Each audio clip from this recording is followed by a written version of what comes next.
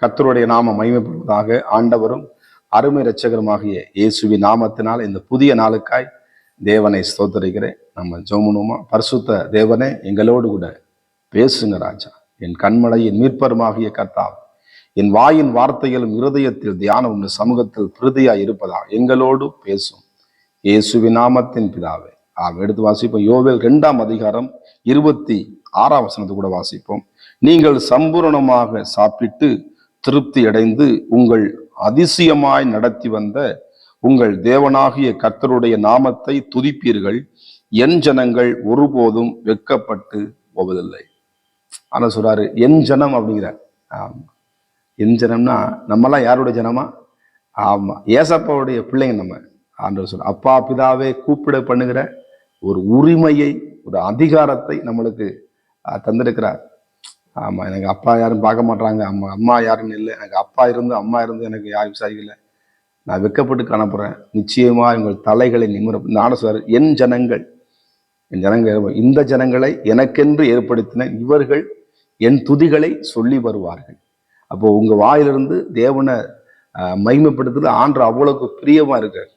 அதான் என் ஜனம் சொல்லும் போல, என்னதான் இது என் பிள்ளை, இது என்னுடைய பிள்ளை, எனக்கு கொடுத்த பிள்ளை அப்படின்னு சொல்லுது. ஆபிரகாம் தேவன், ஈசாக்கின் தேவன். அப்போ ஈசாக்கு மேலே அவன் எவ்வளவு வாசமா இருந்தான். ஆனாலும் பாருங்க, இந்த இடத்துல அவன் சொல்றாரு நம்மளை அவ்வளவா என் ஜனங்கள் அப்படின்னு சொல்றாரு. அதான் இஸ்ரவேல் ஜனங்களுக்கு ஆண்டவனா அந்த எகிப்துல பயங்கரமான காரியங்களை தேவன் செய்தார். வண்டுகளை அனுப்புறாரு, எதிரிகளை நிர்மூலமாக்கி அந்த இஸ்ரவேல் ஜனங்களை என்ன பண்றாரு, வெளியே கொண்டு வருகிறார். லட்சத்தியமான இன்னும் பார்த்தோன்னா இஸ்ரவேல் ஜனங்களை என்ன பண்றான், அவன் சம்பாரிச்ச என்ன பண்ற பைசாலாம் என்ன பண்றான், அவன் பைசாவே தரல. ஆமா, பைசாவை வேலைக்கு கூலி தரல. ஆனாலும் பாரு, கடைசியில ஆண்டவர் வட்டி மூலம் சேர்த்து வாங்கி என்ன பண்ணார், இந்த ஜனங்களுக்கு என்ன பண்ணார், பொண்ணோடும் பொருளோடும். ஆண்டவர்களை தேவனுடைய கிருபையினால் அந்த பிள்ளைகள் என்ன பண்ணார், அவங்க எல்லாரும் உடமை எடுத்துக்கொண்டு என்ன பண்ணாங்க, தேசத்துக்கு வெளியே வந்திருப்பாங்க.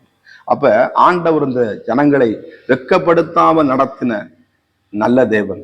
இந்த இடத்துல சொல்றது, நீங்க என்ன பண்ணுவீங்க, சம்பூர்ணமாய் சாப்பிட்டு திருப்தி அடைந்து. அப்ப திருப்தி அடைந்து என்ன பண்றோம், அப்ப இந்த திருப்தியை தருகிறதுனா மனுஷன் தர முடியாது, மனுஷன் நம்மளை திருப்திப்படுத்த முடியாது. மனுஷனை நம்ம திருப்திப்படுத்த முடியாது, தேவன் தான் என்ன பண்ணும். இங்க வசனம் சொல்லுது, சாப்பிட்டு உங்கள் அதிசயமாய் நடத்தி வந்த இந்த மாதம், ஒவ்வொரு நாளும், ஒவ்வொரு நிமிடமும், ஒவ்வொரு நொடியும், இந்த புதிய நாளிலும் கூட நம்மளை அதிசயமாய் நடத்தி வந்த தேவன். ஆமா, அதிசயங்களை காண பண்ணுகிற தேவன். எகிப்துக்கு வரப்பண்ண வியாதி ஒன்று உனக்கு வரப்பண்ணேன் என்று நானே உன் பரிகாரியான கர்த்தன். சரீரத்துல இன்னைக்கு ஒவ்வொரு நாளும் நம்ம சாப்பிட்றதோடைய கிருபை, பேசுறவருடைய கிருபை, பைக் ஓட்டுறவருடைய கிருபை, கார் ஓட்டுறவருடைய கிருபை, பிளேட்ல போறவருடைய கிருபை, ட்ரெயின்ல போறவருடைய கிருபை, சோத்திரம்.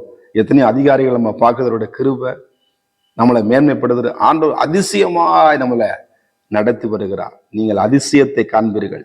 இயேசு கிறிஸ்து என்ன பண்றாரு, அதிசயங்களை செய்கிற தேவன். ஒருவேளை என் வாழ்க்கையில் அதிசயம் நடக்கல, நிச்சயமா அதிசயத்தை தேவன் செய்வார். இங்க சொல்றான், அதிசயமா என்ன பண்ண உங்களை நடத்தி வந்து என்ன பண்ற, கர்த்தருடைய நாமத்தை துதிப்பீர்கள். ஆமா, துதிக்க. அப்ப அந்த வெக்கம் எப்ப மாறும், அந்த துக்கம் எப்ப மாறும், அந்த கவலை எப்ப மாறும், இந்த ஜனங்கள் தேவனை கொண்டாடும் பொழுது, இயேசுவை வாய்களை திறந்து அவரை பாடலாம், ஞான பாட்டினால, சங்கீதத்தினாலும், கீர்த்தனையினாலும், நன்றி படனால வாயில உமக்கு நன்றி ஆண்டவரே, இந்த நாளை எனக்கு காண செய்திட நன்றி, நான் சுகபத்திரத்தோடு இந்த வீடு திரும்ப எனக்கு உதவி செய்ய நன்றியா சப்பான்னு சொல்லி அப்படியே ஆண்டவரை துதிச்சு பாருங்க. நீங்க வெட்கப்பட்ட இடத்துல தாக்கப்பன் உங்களை மறுபடியும் தலையை நிமிர பண்ணுவான். தாவீது பார்த்தீங்கன்னா அந்த அண்ணன் தம்பிக்கு என்ன பண்றான், அந்த சாப்பாடை கொண்டு போய் கொடுக்க போறான். அவன் எல்லாம் திட்டுறாங்க, இங்கே உனக்கு என்ன வேலை அப்படின்னு சொல்லி என்ன பண்றான், அவனை பயங்கரமா அவனை காயப்படுத்த சொல்லப்படுது. அவன் எது பத்தி யோசிக்கல, அந்த இடத்துல அவன் வெட்கப்பட்டு இருந்தான். ஆனா தேவனாகிய கர்த்தர் அந்த கோலியாத்தை இந்த இடத்துல தாவீதை கொண்டு என்ன பண்றார், அந்த இடத்துல அவன் செய்கிறான். தாவீதை கொண்டு கோலியாத்தை கிளை விழ செய்யும் பொழுது அத்த இராணுவ அந்த குடும்பத்துல தாவீதின் தலையை, அந்த அவனத்தை வெட்கப்பட்டு போகாதபடி தலையை நிமிர பண்ணினாங்க. ஒருவேளை நீங்க சொந்தங்கள் காயப்பட்டிருக்கலாம், இல்ல சொந்த ஜனங்களால் நீங்க காயப்பட்டிருக்கலாம். ஆனா ஆண்டவர் சொல்றாரு, நீங்கள் வெட்கப்பட்டு போவதில்லை, என் ஜனங்கள் ஒருபோதும் வெட்கப்பட்டு போவதில்லை.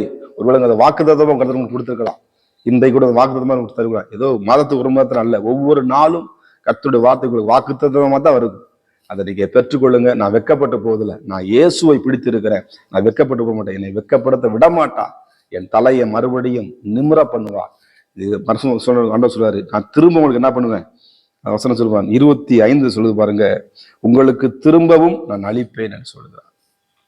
இழந்த எல்லாவற்றையும் நீங்க திருப்பி கொள்வீங்க, நிச்சயமா நீங்க ஆஸ்வதிக்கப்படுவீங்க. நம்ம ஜெபம் பண்ணுவோமா? பரிசுத்த தேவனே, நன்றி செலுத்துகிறோம். இந்த புதிய நாளில் எங்களோடு பேசு நல்ல வார்த்தைக்காய் ஸ்தோத்திரம். எங்கள் அதிசயமாய் நடத்தி வருகிறதுக்காய் நன்றி செலுத்துகிறோம் ஐயா. ஆண்டவரே, எங்களை திருப்தியாய் நடத்தி வருகிறதுக்காய் ஸ்தோத்திரம்.